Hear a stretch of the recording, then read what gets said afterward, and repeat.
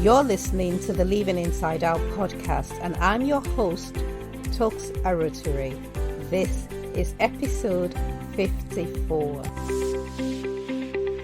Welcome to the Living Inside Out podcast, where we are committed to stripping off the layers that hide your gift. Episode 54 is recognizing the pieces of your dream. Hey, my friend, how are you today? I hope and pray that you have been thriving and resting following the previous episode. I hope that you spent the last couple of weeks listening to the voice on the inside, which is the voice that knows exactly where you are headed. If this is your first time listening to this amazing podcast, welcome and thank you so much for joining. It is such a pleasure and a joy and a privilege to speak into your life. And if it's not your first time, whether it's your second or third or 54th time listening, or even your 70th time listening, because we go back and listen to the good ones, don't we? Which is every single one. They're all very good. Thank you so much. Thank you for staying with me, for riding with me, for trusting me, because words are powerful. And I always say that if you're going to change the trajectory of your life or take a hold of the direction your life is going, you need to start by taking a hold of what you're feeding your mind with. Because your mind is the engine room of your life. Your mind determines, or the things that go on in your mind determines what's going to come out, the life you're going to put out there. So thank you for trusting me to speak into your life. I feel so honored to be in this space, and I feel particularly blessed that my life has become a classroom for many people. And I'm comfortable with that. I'm comfortable sharing my mistakes and lessons and trip-ups and joys and wins. This week has been awesome for me. It literally has been a miracle. And I'll tell you why. We had a new staff member start at the baby cut shop, and our team feels so complete. There is beauty in newness coming into your space because they come with fresh eyes, don't they?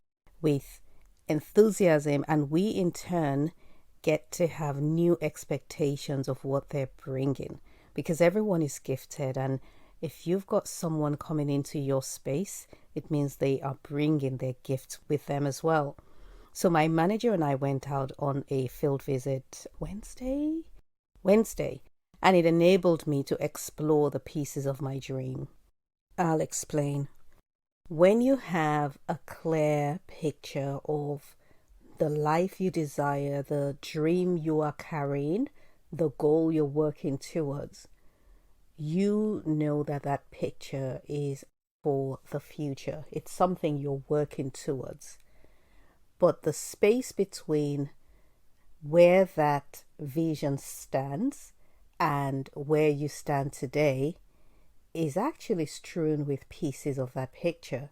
And so if you don't engage in regular visualization of that future, if you do not turn down the noise of your life, of everything that's happening around you, you're not going to recognize those pieces as you travel along, and you might miss them.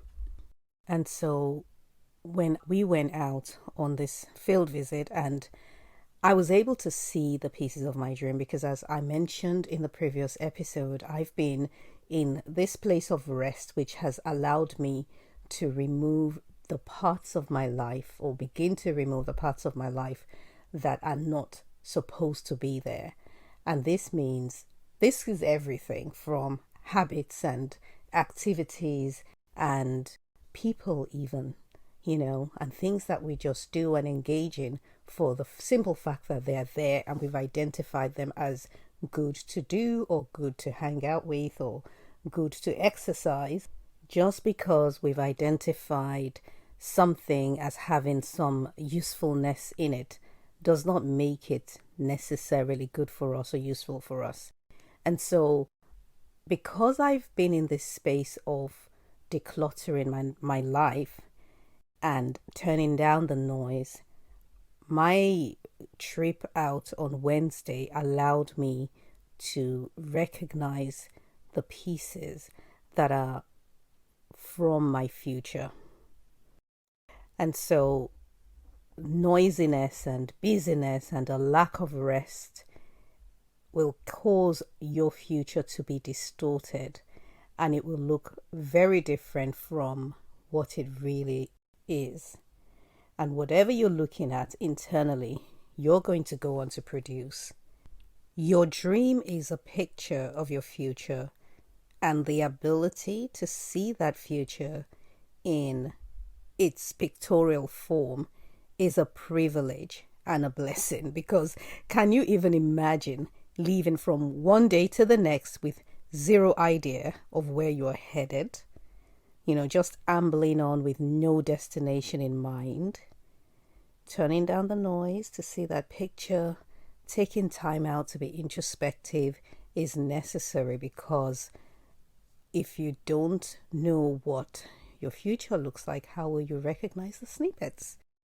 So growth enables you to also recognize your limitations, because yes, we're gifted, and yes, we have these big dreams and imagination and all of that stuff, and intentions are strong, but we also have limitations. Are you too lazy to pick up that chunk you just went past? Or is it that you don't recognize it? Or perhaps you have simply lost interest. So having a dream is one thing, but it's not going to materialize if you are not growing into the person that can recognize and put all the pieces together. But you know what blew my mind about getting a glimpse at this particular fragment of my future that I saw on Wednesday? It was the question that God asked me. He said, "Where will you put it?" And I was like, huh? And he repeated, "Where will you put that dream?" And as I pondered, it hit me that although I had great aspirations for my business, a piece of which I saw during the week, I had not yet let go of what I was holding. Because we're all holding something. We're holding our current life, our current career, our current business, our current relationships. Whatever it is we're working on from one day to the next is what we are holding on to. But if you're going to manifest a new dream, you're going to have to let go of the old. What really got me was that my old cost me way too much blood, sweat, and tears. And I have held onto it tightly for years. It's kind of like the woman who's been dating a guy for 10 years and she's still waiting for that ring. But she won't give up the relationship because of her investment. There are investments that will yield a fixed return. Time is not going to increase that yield. Once you've got what you're getting out of it, that's it. And if that's what you've got, then it's time to let go so your hands are free to receive the next level dream. And there are investments that won't yield any results at all. Hey, spending more sweat, more tears, more blood, more money will not convert it into a fruitful venture because it has reached its limit. It's like a hybrid fruit. A hybrid fruit like Tangelo is produced when you cross a tangerine with pomelo or grapefruit. You get a sweet, juicy citrus fruit with great qualities. It's easy to peel. The juice is sweet. The color is rich. But you cannot plant a Tangelo and produce more because hybrids are sterile, both in the plant and animal kingdoms. It's like mules and liger. I shared an episode about this, and I don't remember what it was called, but it may have been something to do with other people's opinion, but I'm going to leave the link in the notes below. It is actually a really, really good episode and you should listen to it.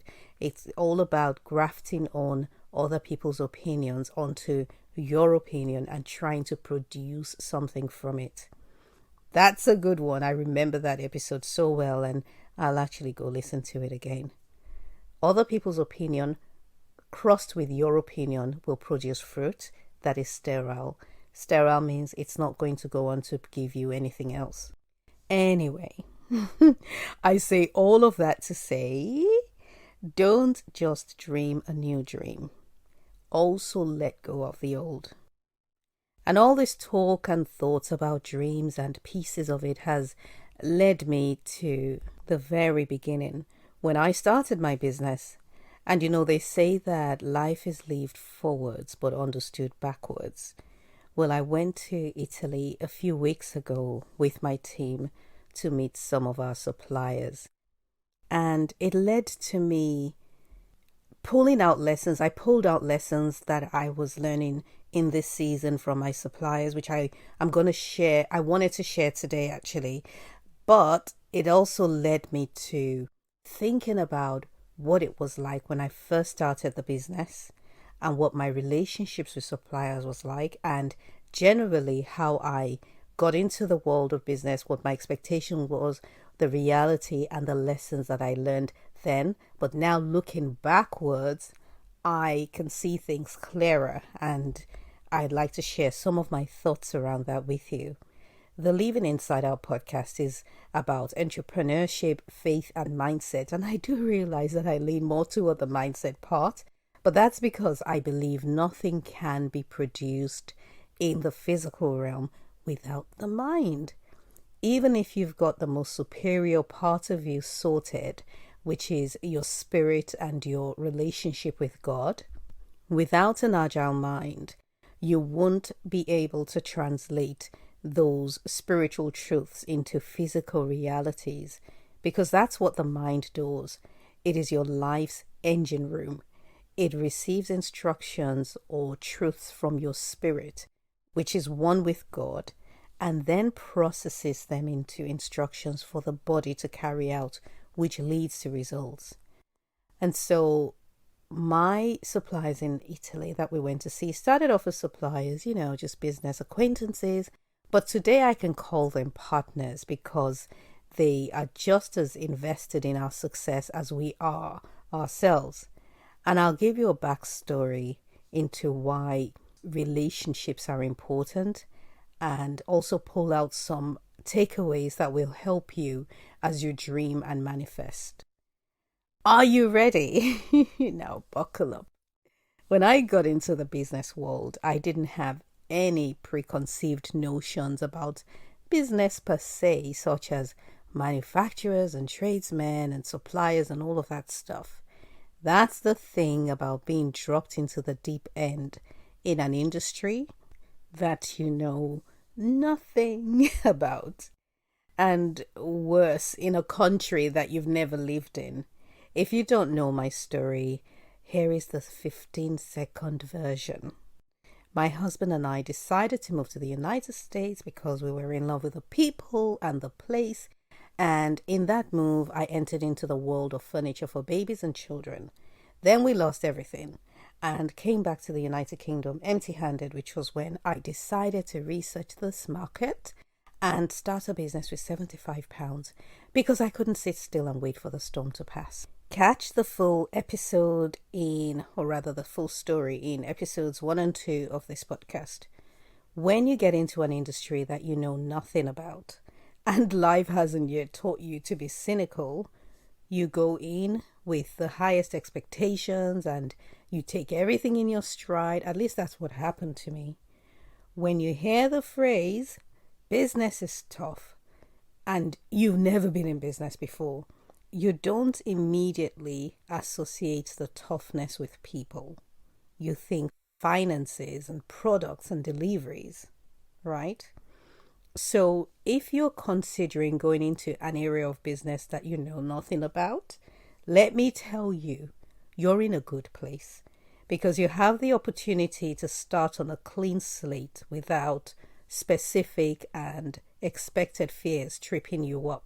So I got on really well with my suppliers in the United States, but imagine my shock when I got to the UK and it wasn't quite the same. Lesson number 1, because we're in class. It's not personal, it's business. Our return to the United Kingdom was not a joyful one at all. We'd lost everything, but I had my experience, and so I tried to jump right back into business with great expectations, and I was not prepared for the rejection that I faced. It was humbling, to say the least, because I went from companies begging me to sell their products to me begging companies to let me sell theirs. But there is a lesson in every dark place, you see, because every time I got a no, I'd take their specific objection and I would create a solution for it, which I saved in my black book. And with that, I built my little compendium of overcoming objections. The lesson here was that people are in business to make money, and if you don't fit the bill, it is unlikely they'd want to waste their time or even yours. What I thought was rejection was really just a business decision. Perhaps it hurt me particularly then because of the emotional state I was in. I was pregnant, I had newly delivered a baby, I had lost everything. And those things kind of have a special effect on you. I had a picture of what I wanted, which was a successful luxury baby furniture company. I believed that it was possible, but I was not prepared for the rejection that I faced. It's tempting to interpret people's views or non-acceptance of your request as the rejection of your dream by the world. Keeping your vision in front of you will help you insist that the piece you see is yours, and you'll stop at nothing to get a hold of it. That's why I say that emotions are powerful, but they make bad leaders. Don't allow feelings of rejection or dismissal or any other powerful emotion to school you on what is yours and what isn't. The second lesson I want to offer you is the solution to the problem is hidden in the problem. So one evening, and if you're a regular listener, you have heard this story, and if you're on social media, I shared this just a couple of weeks ago. One evening, after I had been running my online boutique for about 4 years or so, I received a number of emails. They all said the same thing. Remove our products from your website. No explanation, no preamble. One of them copied me into an email which I probably was not supposed to see, and I read the full thread. A competitor had written to all my suppliers and asked to be the only one allowed to sell their items. She added that she would do better in sales than I was doing.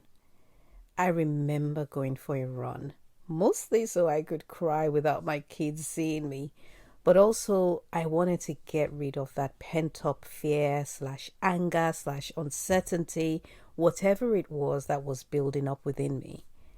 But by the time I came back, I'd had a conversation with God, and we agreed. I'll build my own range of furniture, and no one will tell me how and when or where to sell them. And so the journey to creating the BCS collection began. It took a few years, but the collection launched in January of last year, 2021, and it is doing well. Ooh, and that competitor who did the rounds to all of my suppliers went out of business, I think maybe about a year or two after she pulled that stunt. And this leads me to lesson 3. When you walk through an open door, close the door behind you, not because you want to keep other people out, but so that you do not walk backwards and out again in fear. I met a wonderful English craftsman and he showed me all the possibilities. We began to create my collection together. I drew some rough sketches and he did the technical drawings, and we were both really excited. It was a journey we were embarking on together. The production was to be in 5 stages. The first stage was me coming up with the concepts, the ideas, the drawings of the sketches rather, of what I wanted. And check, got through that. The second stage was financially heavy, which was producing the technical drawings of what I wanted. And yes, I did that as well, check. But the third stage was heavier, and I got scared and I chickened out. I couldn't proceed, or I didn't proceed, because I believed that further down the line, by the time I got to stage 4, I will not be capable of carrying on. God taught me a powerful lesson in that season. Don't make future plans based on your current limited resources. And your resources isn't just funds, but ideas and creativity, and people or human resources are included. One of my go-to quotes is, "You don't have to see the whole staircase. You just need to take the first step."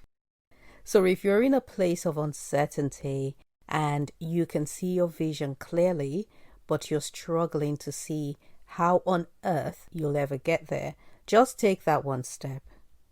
I was in conversation with a fellow businesswoman yesterday, a friend of mine, and she said that she is now doing the things that she initially wanted to do, but she'd been discouraged from doing so by advisors.